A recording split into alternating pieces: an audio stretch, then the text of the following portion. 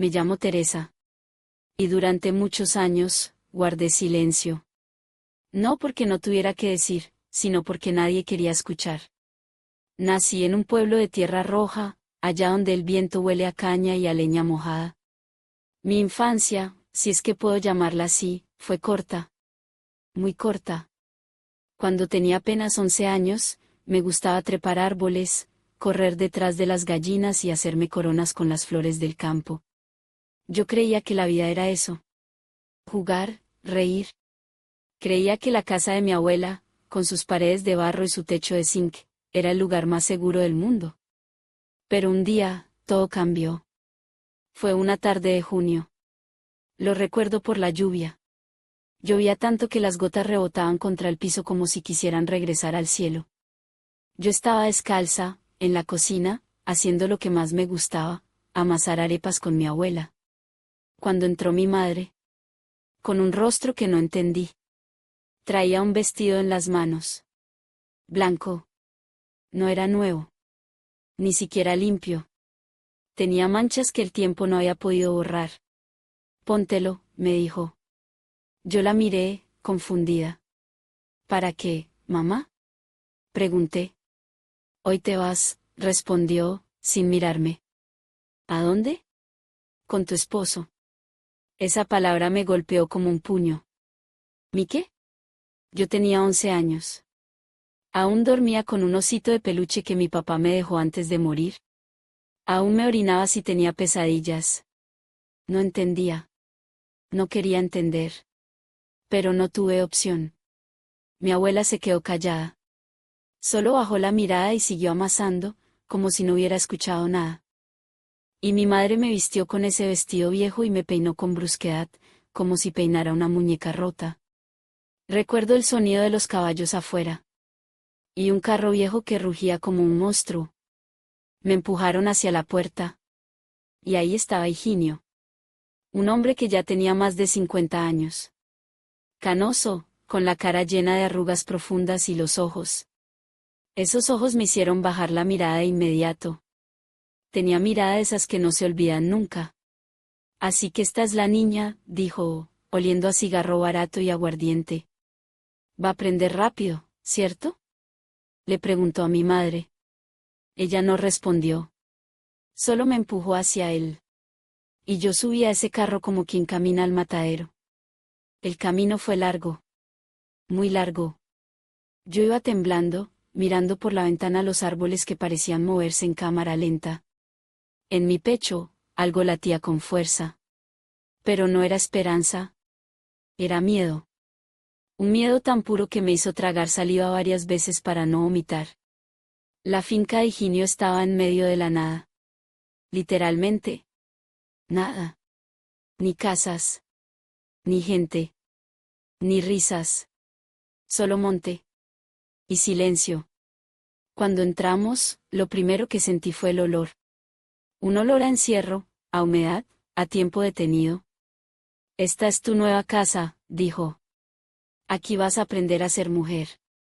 Esa noche, me encerró en un cuarto sin ventanas. Había una cama dura, una silla rota y una Biblia encima de una mesa. Yo no sabía qué hacer. Me senté en el borde de la cama, abrazando mis piernas, como si pudiera protegerme del mundo. Horas después, escuché la llave en la puerta. Higinio entró. No dijo nada. Solo cerró con seguro. Y se acercó. No llores, me dijo, como si fuera lo más natural del mundo. Ya eres mi mujer. Y yo. Yo tenía 11 años. Pero entendí. Entendí todo cuando sentí su mano en mi muslo, su aliento a ron, su peso, su fuerza. Grité. Pero allá nadie escuchaba. O no querían oír. Esa noche, me robaron todo. La infancia, la inocencia, el alma. Después de esa noche, supe que no había vuelta atrás. Ya no era una niña. Ya no era Teresa. Era otra cosa. Una cosa que obedecía. Que respiraba por inercia. Los días eran todos iguales. Me despertaba con el sonido del gallo, pero ya no me gustaban los amaneceres. Cada uno era una condena. Lavaba, cocinaba, limpiaba, servía. Y en las noches. Bueno, en las noches ya sabía lo que tocaba. Higinio decía que las mujeres debían complacer a sus hombres. Que si lloraban era porque eran débiles. Y si desobedecían, merecían castigo. Y me castigaba. A su manera.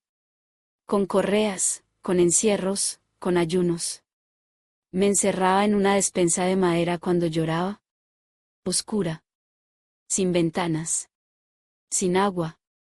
Una vez pasé 2 días ahí, orinada, con el cuerpo tiritando. Y cuando me sacó, lo hizo con la misma indiferencia con la que uno tira la basura. ¿Vas a portarte bien ahora?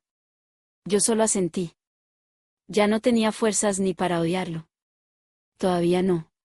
Los peones de la finca sabían. Todos. Pero nadie decía nada. En el campo, lo que el patrón hace, no se cuestiona. Higinio era el patrón. El dueño de las tierras. El dueño de mi cuerpo. Me vigilaba todo el tiempo. Hasta para ir al pozo tenía que pedirle permiso. Y en la noche, soltaba a los perros. Perros grandes, entrenados, con los colmillos siempre a la vista. Decía que era por seguridad. Pero yo sabía que era para que no escapara. Una vez intenté huir. Vi la verja abierta mientras barría. No lo pensé. Corrí. Corrí con todo lo que me quedaba. Con los pies descalzos, la garganta seca, y el corazón reventando. Crucé monte, salté charcos, trepé una loma. Corrí hasta que me caí. Ahí, al pie de un árbol, lloré. No de miedo. De rabia. Porque sabía que no lo lograría. Al amanecer, lo escuché. El caballo. La voz. Ahí está. Higinio se bajó del caballo y me arrastró el pelo como si fuera un costal de papa. Me subió a la fuerza. Y los peones lo miraban, sin decir nada. Uno incluso se reía. Me tiró al suelo de la cocina. Me pateó. Me gritó. Y después. Después ya ni recuerdo. Solo sé que sangré por la boca, por la nariz, por dentro. Y no me llevaron al médico. Solo me dejaron en la cama. Una cubeta con agua. Y silencio. Fue ahí, en ese silencio, donde entendí que ya no existía. Que la Teresa de antes se había ido. Muerta.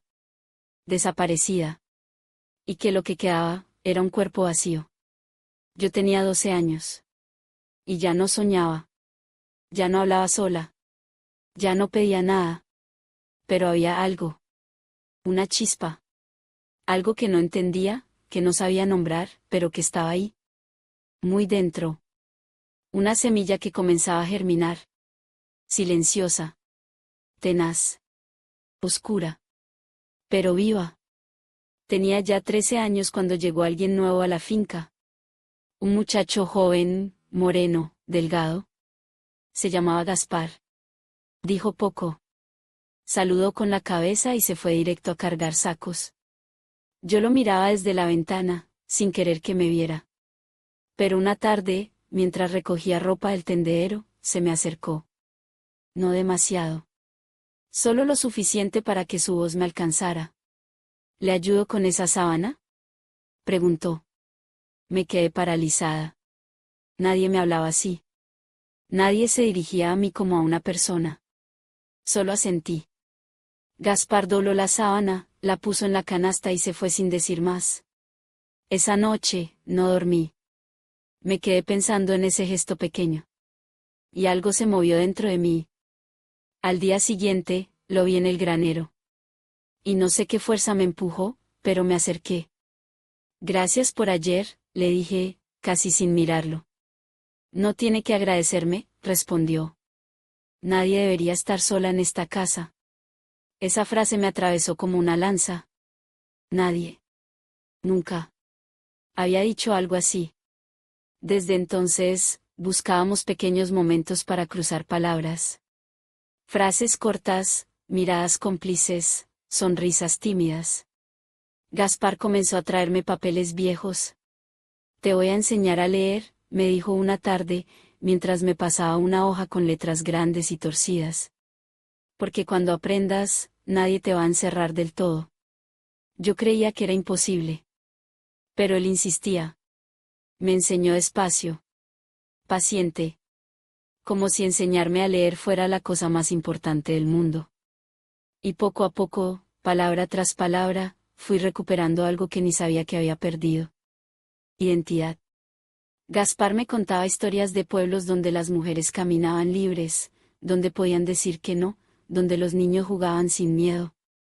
Yo lo escuchaba como si hablara de otro planeta. Y, al mismo tiempo, sentía que algo de ese planeta podía alcanzarme. Una noche, me encontró llorando. Había discutido con Higinio. Me había lanzado un plato. Tenía un corte en el brazo. Gaspar lo vio. Se arrodilló a mi lado, sacó un pañuelo, y me limpió con una delicadeza que me rompió. No mereces esto, me dijo.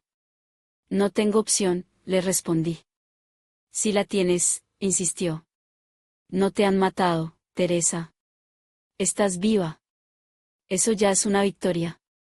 Y fue en ese instante, en esa frase, donde mi mundo empezó a crujir.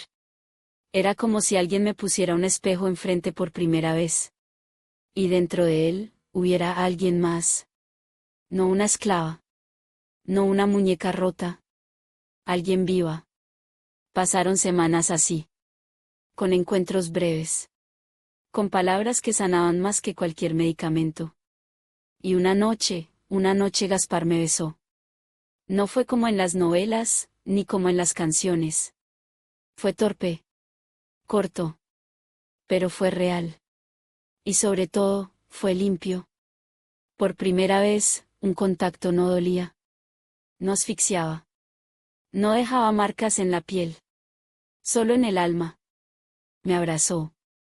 Y sentí que mi cuerpo, ese que había aprendido a endurecerse ante todo, se aflojaba. Temblé.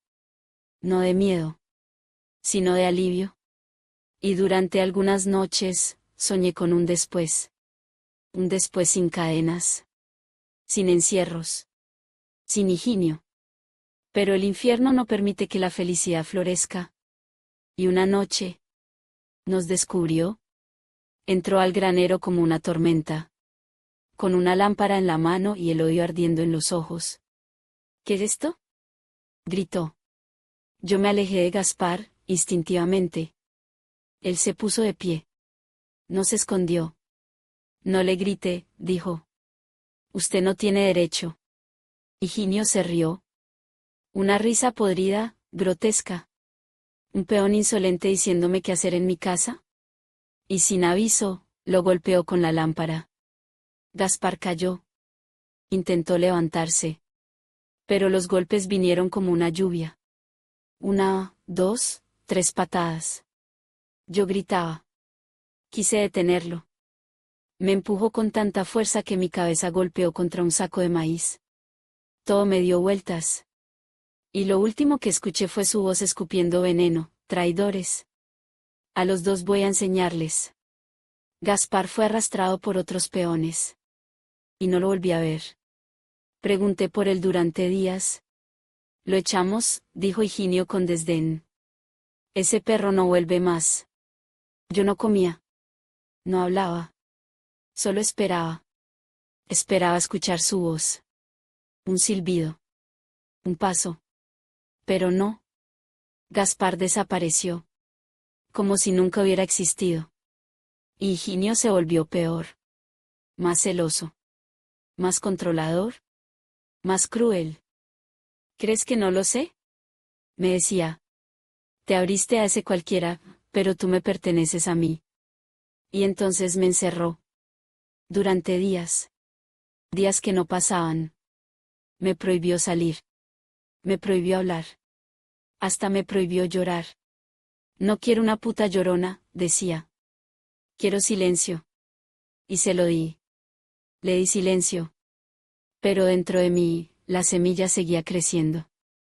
Ya no era solo tristeza. Era rabia. Era fuego. Y ese fuego empezaba a buscar una salida.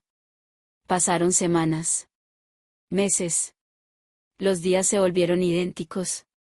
Pero mi cuerpo comenzó a cambiar. Las náuseas llegaron primero. Después los mareos. El olor del café me revolvía el estómago. Y los senos me dolían al mínimo roce. Una mañana, mientras lavaba ropa en el patio, sentí una punzada en el vientre. Ahí lo supe. No necesitaba un doctor.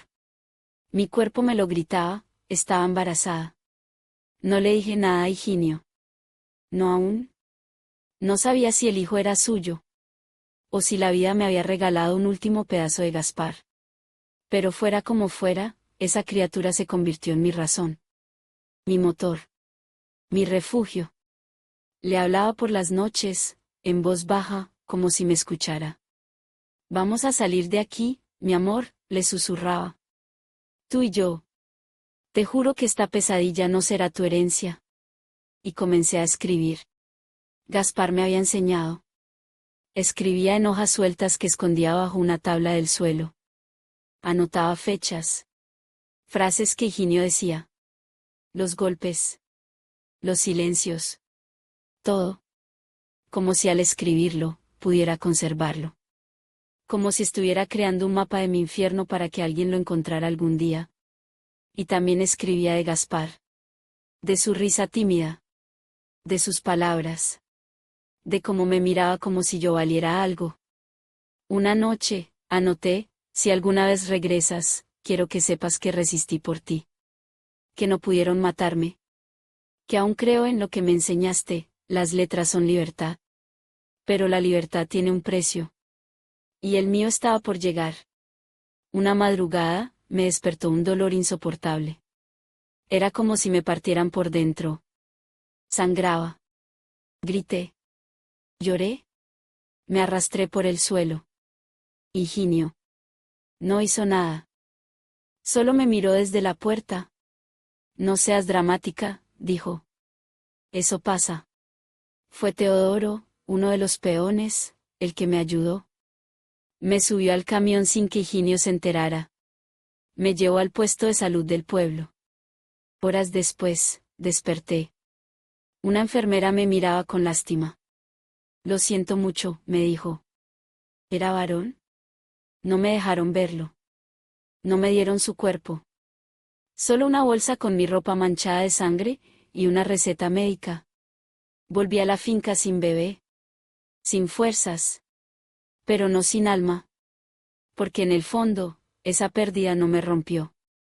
Me endureció. Entendí que ya no tenía nada que perder. Que lo único que me quedaba era mi historia. Y que esa historia era un arma.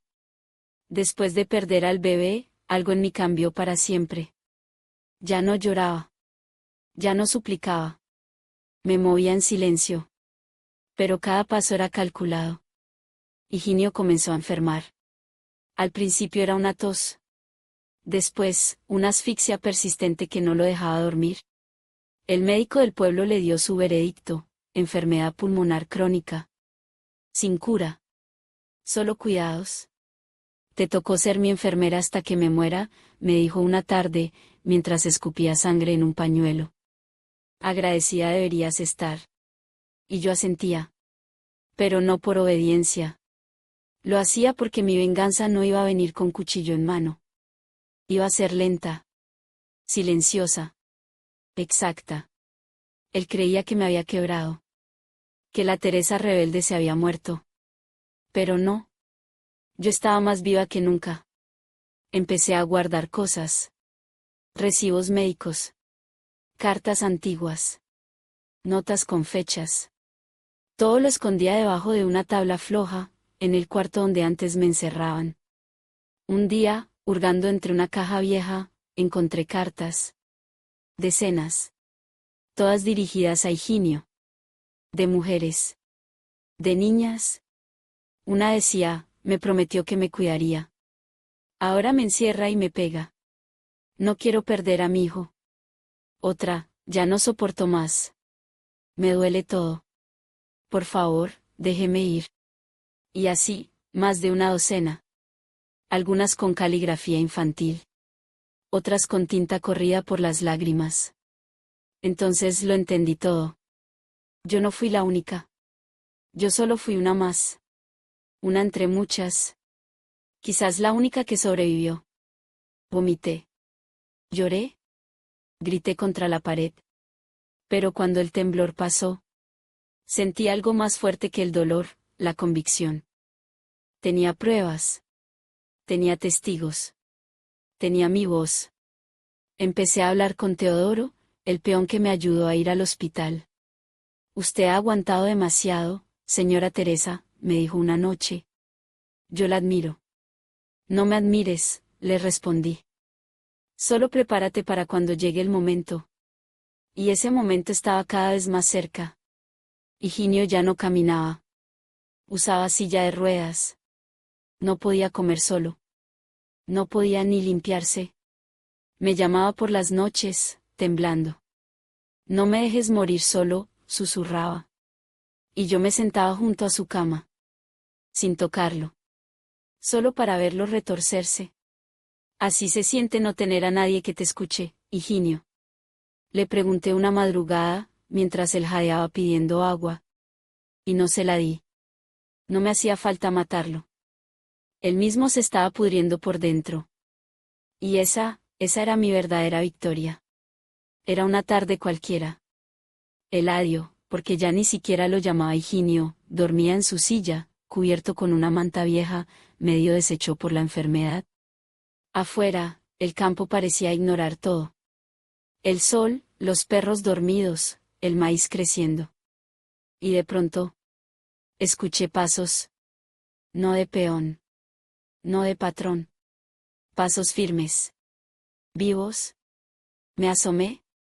Y lo vi. Gaspar. Más ancho de hombros. Con la piel marcada por los años. Pero con los mismos ojos. Tristes. Intensos. Llenos de vida. Me quedé congelada. El corazón golpeando como un tambor dentro del pecho. Él dio un paso. Luego otro. Hasta que susurró, Teresa. Mi nombre salió de su boca como un rezo. Como si no se atreviera a decirlo muy fuerte por miedo a que fuera un sueño. No sé cómo llegué a sus brazos. Solo recuerdo el abrazo. Fuerte. Tibio. Lleno de años perdidos. Lloré. Como no había llorado desde que enterré a mi hijo. Y él me sostuvo. Como si me reconstruyera con solo tocarme. Pensé que estabas muerta, me dijo al oído. Pensé que él lo intentó, le respondí. Pero no pudo. Entramos a la casa. Gaspar miraba todo con una mezcla de rabia y tristeza. Y entonces, sus ojos se posaron sobre la silla de ruedas. Don Eladio, dormido o fingiendo, no dijo ni una palabra. ¿Está vivo? Preguntó. Asentí. Pero no por mucho. Gaspar no lo miró con compasión. Lo miró con memoria. Nos sentamos en la cocina. Le conté todo. Años de encierro. El bebé. Las cartas. Los papeles. Él también me contó. Lo que le hicieron. Cómo lo golpearon. Cómo lo abandonaron en una carretera, dándolo por muerto. Estuve en coma 2 semanas, dijo. Cuando desperté, no tenía nombre, ni dinero, ni familia. Solo rabia. Y esa rabia me hizo caminar. Me contó cómo una abogada lo ayudó. Cómo estudió. Cómo se convirtió en defensor de mujeres. Cómo investigó a Eladio. No fuiste la única, Teresa. Hay más. Muchas más. Y esta vez no lo va a salvar nadie. Sacó una carpeta. Fotos. Testimonios. Fechas. Documentos. Yo no podía creerlo. Todo lo que yo había guardado con miedo, él lo había buscado con coraje. ¿Quieres justicia? Me preguntó. No solo para ti, sino para todas. Yo asentí. No con miedo. Con fuerza. Con sed. Con memoria. Gaspar movió cielo y tierra. Llamó a Teodoro, aquel peón que una vez me salvó la vida. Le mostramos las pruebas. Las cartas. Los papeles. Las huellas del horror. Teodoro lloró. Yo sabía, vi llegar otras niñas, pero nunca tuve el valor. Esta vez, sí. Voy a testificar. Gaspar contactó a una periodista. Una mujer joven, valiente, que ya había destapado casos de corrupción y abuso. Le entregamos todo. Y me entrevistó. Frente a la cámara, yo no lloré. No tartamudeé. No me escondí. ¿Estás segura de querer hacerlo público? Me preguntó Gaspar. Va a doler. Vas a revivirlo todo.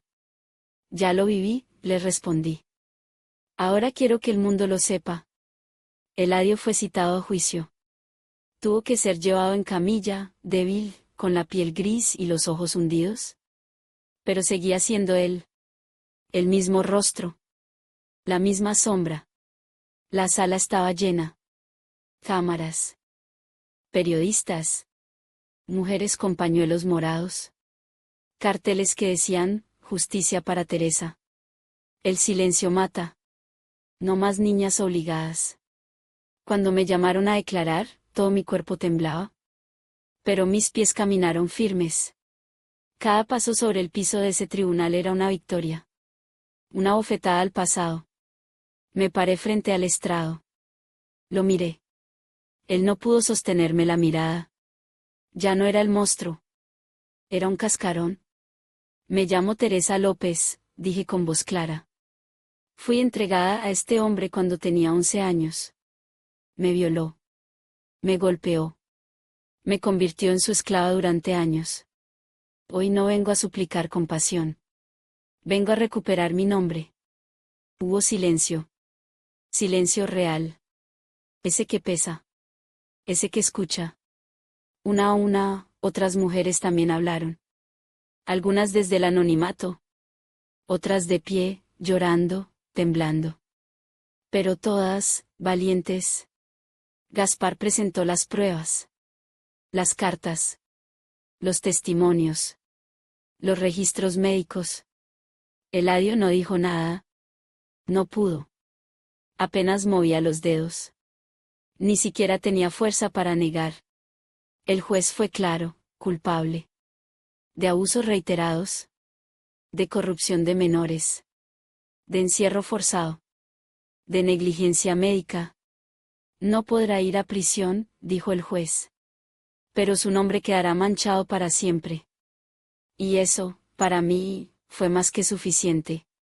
2 meses después, Eladio murió. Solo. En un hospital público. Sin flores.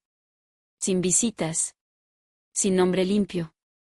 Nadie reclamó su cuerpo. Fue enterrado en una fosa común, sin lápida. Sin cruz. Sin memoria. La finca fue confiscada por el Estado. Y en uno de los galpones, el más frío, el que alguna vez fue despensa y prisión, construyeron un centro comunitario para mujeres. Niñas. Adolescentes. Víctimas. Como yo. Lo llamaron Casa Teresa y Gaspar. Una placa de hierro en la entrada lleva una frase que elegimos juntos: el silencio no nos protegió. La voz, sí. Nos instalamos en una casa modesta, a unos kilómetros del lugar. Gaspar siguió como abogado y defensor de derechos humanos. Yo me volví voluntaria. Recibíamos niñas rotas, asustadas. Les enseñaba a leer. Como él me enseñó a mí. Les contaba mi historia. No con lágrimas. Con firmeza. Con la voz de quien fue quemada, y aún así no se convirtió en ceniza. Un día, una niña de 11 años me preguntó: ¿tú también fuiste como yo?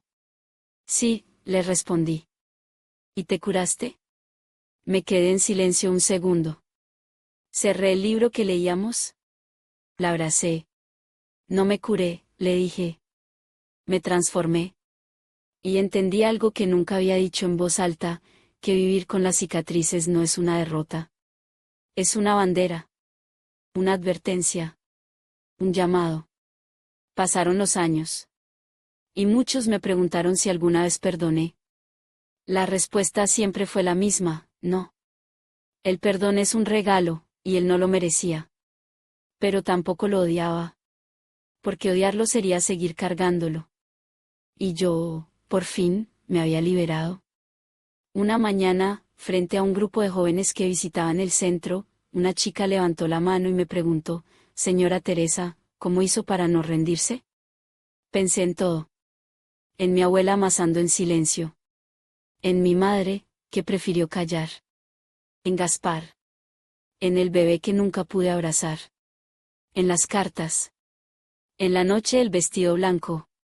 Porque aún con el alma rota, respondí, se puede caminar. Me llamo Teresa. Me casaron a los 11 años con un hombre de 50. Me violó. Me golpeó.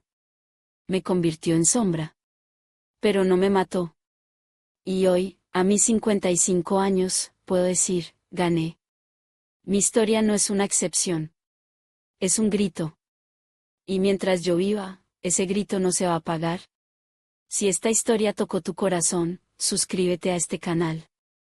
Aquí cada relato es real, cada voz importa, y cada verdad merece ser escuchada. Tu suscripción nos ayuda a seguir contando lo que otros prefieren callar.